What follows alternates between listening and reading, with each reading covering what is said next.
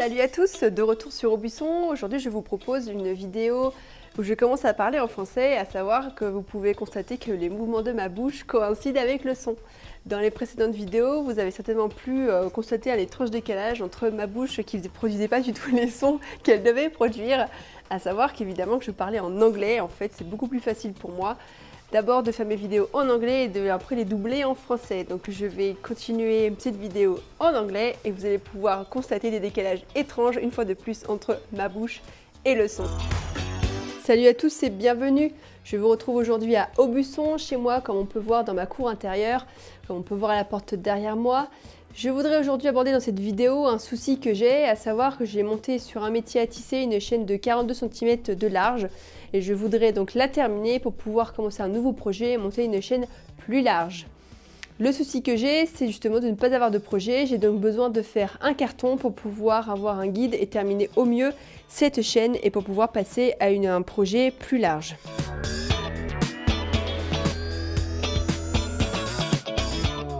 Je sais déjà que mon projet devra être de 42 cm de large, donc je vais pouvoir commencer à placer sur la porte derrière moi une feuille de papier de 42 cm de large pour pouvoir commencer à faire un dessin.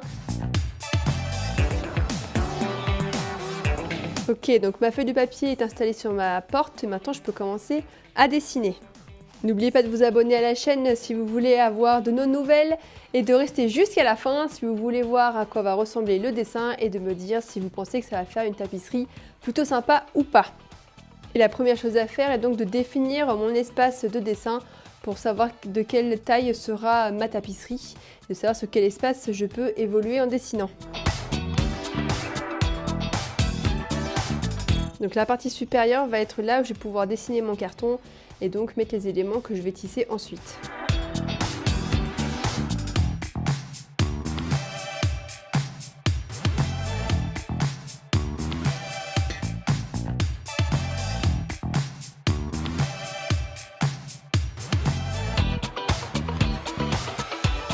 Le dessin est fait, quelque chose de très simple. Maintenant il faut que je place les indications de couleur et de technique.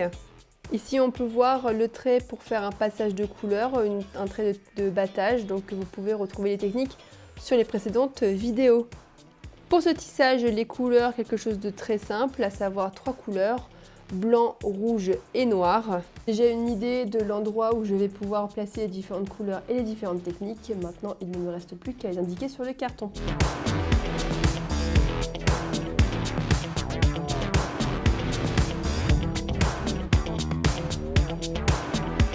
J'espère que vous avez aimé cette vidéo. N'hésitez pas à mettre un petit pouce vers le haut et à vous inscrire à la chaîne. Dans les prochaines vidéos, je vous propose de découvrir les techniques que j'ai utilisées et à quoi va ressembler mon tissage.